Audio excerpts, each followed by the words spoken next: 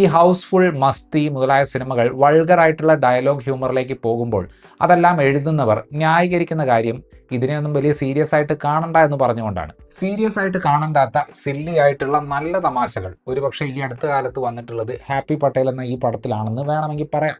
ആമിർ ഖാനും സൽമാൻ ഖാനും ഒന്നിച്ച അന്താസ് അപ്ന അപ്നയിലും പിന്നീട് ഗോ ഗോവ ഗോണിലും ഒക്കെ നമ്മൾ കണ്ടിട്ടുള്ള തരം ഹ്യൂമർ ഇവിടെ കാണാൻ സാധിക്കും. സ്റ്റീരിയോ ടൈപ്പുകളെ ബ്രേക്ക് ചെയ്യാനുള്ള ഒരു ഇൻറ്റൻഷനാണ് ഹ്യൂമർ ക്രിയേറ്റ് ചെയ്യാൻ ഈ സിനിമയെ സഹായിക്കുന്നത്.